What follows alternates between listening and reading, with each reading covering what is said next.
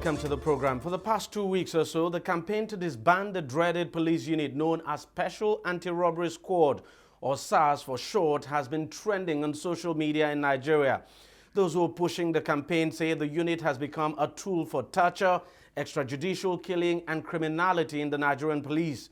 Indeed, some men of the SARS do some unspeakable things and take the law into their hands. They engage in mass arrest, torture of victims, extortion, extrajudicial killings, and what have you. The elite police unit was set up to fight violent crimes, and to a large extent, it has been doing the job. But the action of the bad ones among the unit has seriously tarnished the image of that unit. And it's a basic reason behind the campaign to end SARS. And of course, the Inspector General of Police has responded to the campaign by ordering that the unit be reformed. But whether that will go far enough is difficult to conjecture at this point. Joining me now to speak more on the issue is Abayomi Shogunle, an Assistant Commissioner of Police and, of course, the head of the Police Public Complaints Rapid Response Unit. Mr. Shogunle, thank you very much for joining us on the program. Let me first start by asking you what you make of this campaign to end SARS. Thank you for having me on your program. We're operating a democracy in Nigeria, and citizens have the right to freedom of speech and freedom of expression. And I want to believe, and I'm seeing it as that citizens are just expressing their rights to freedom of speech and expression, and which doesn't always translate to mean that expressing such rights, that such views are really right. Now, how often do you get complaints about SARS in your unit? You see, I can't put a frequency to that. Right? And then even before saying that, when we talk of complaints, based on my experience as the head of the Public Complaint Rapid Response Unit, that's the PCRRU, based on my experience, it is not all complaints that are genuine. Just as I said, we operate a democracy. People have the right to express their feelings, how they feel. We've received several cases that are not even genuine. And if you look at the cases that are being circulated on the social media about the End SARS campaign, take a look at these cases yourself. You will realize that majority of the cases are hearsay. Hearsay in the sense that somebody will come up to say, somebody told me that this happened to him. Where is this somebody that told you that so thing happened to him or her? Nowhere to be found. Somebody will post something and say, so thing has happened on my street. And you ask, which street? Nigeria is such a large country. We have thousands of streets in Nigeria. So which of the streets? Take a look at all these stories circulating. Most of them you cannot find anyone. Most of them don't have date, time, and place. So how do you authenticate such stories where most are even hearsay?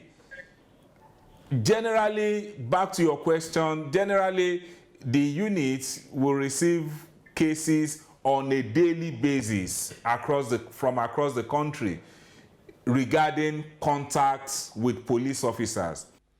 On a scale of 1 to 10, how many complaints about SARS do you get, for instance, in a day or in a month? That's what I'm taking. We've not been taking note of that, because generally we take complaints about contacts with policing activities. So probably what we're going to do now is to now categorize those that are against SARS. Now, the reason I asked is because if you had been doing that categorization, then that will probably give you a fair idea of what people are thinking about SARS. Well, probably because it has never been an issue. So maybe that's why we never looked at that. But when your unit gets a complaint, how do you go about investigating and resolving the issue raised by the complainant? Once a complaint comes in, you know, we have on different platforms that we have made available to citizens to contact us. We have about 7 platforms. We have the phone call, we have the text message, we have the WhatsApp, we have the BlackBerry Messenger, we have the Twitter, we have Facebook, we also have emails. Then we have orders, which is the traditional petition that comes in hard copies. So you will see that we have provided platforms that makes contacting us very, very easy. That means even with texts of 4 naira, you can send in your complaint. Once the complaint comes in, what we do is that basically the complaint must include date, time, and place. Even if you don't know the names or the name of the officers you are complaining about at the initial stage, we don't really it's not compulsory. But if you are sending a complaint, it must have a date, time, and place of occurrence. So once that is sent, then we acknowledge the complaint using the same medium, the same means that has been used to send in the complaint, and you get a tracking number which is generated by the system. 6 digits tracking number generated by the system, and immediately that comes in, the duty officer will now get in touch with the unit or the police station where the complaint is coming from to find out if there's actually such a person with them, and if they have such a person, to try and give the reason why they are having it, because whether we like it or not, there would always be contact between the police and the citizens every second. As long as human existence is in place, there would always be contact between police and the citizens every second from across the country. So we now take a look at the reason why the interaction has taken place. If it is one that is permissible under the law and it is just on that, then we also get back to the person and let the person to know that, okay, this is what is happening, this is what the police needs to do. Once this has been done and nothing is found, definitely you'll be allowed to go. And if at the end of the day, if you are still not allowed to go, let us know. And in situations where we cannot get a satisfactory reason from the police unit involved, then we initiate an investigation, and the investigation is also immediate. So what am I trying to say is that you would always get an acknowledgement within 2-3 hours, max of 2 hours after you have made a complaint. You always get an acknowledgement, and from our report or from our records, over 50% of the cases that comes in are resolved within 24 hours. And let me also add that on a quarterly basis, we do quarterly reports, which we have on our website, which we also public for members of the public to see what and know what we have been doing. Now, the Inspector General of Police has ordered the reforming of SARS. Going forward now, what kind of SARS should we expect to see? Well, you know, the directive of the Inspector General of Police, IGP Ibrahim Idris, following the End SARS campaign, includes that the officers that will be heading SARS at the state level will not be somebody less than a chief superintendent of police. That is one. And then all the activities of SARS will be coordinated from the force headquarters under the command of the commissioner of police. It also includes organizing of training programs in partnership with stakeholders and different partners of the Nigerian police force.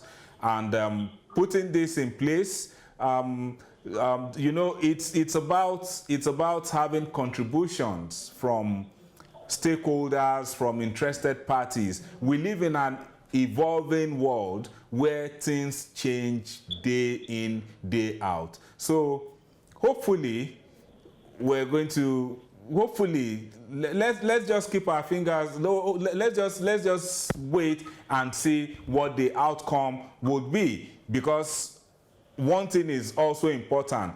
There would always be interaction between the police and the public. And let me use this opportunity to appeal to members of the public that there is nothing wrong when the police intercepts you on the road to ask you simple questions or to check your vehicle or to check your person. The police doesn't need a search warrant to check your person or your vehicle while you are on the road. The police might need a search warrant to check your office or your house, depending on the nature of crime. And it is very simple. Please submit yourself for police questioning whenever the police intercept you on the road. Because if you look at some of these videos that are circulating, you will see in many cases the person that the police have intercepted have been the one that even aggravates the situation. And I just want members of the public to take note that the law empowers the police to interact with you on the road, and after that, definitely if nothing is found, they will allow you to go. Mr. Abayomi Shogunle, thank you very much for joining us on the program. All right, we'll take a short break now, and when we come back, we'll be looking at corruption. Don't go away. On DEJI360, we don't just ask the questions.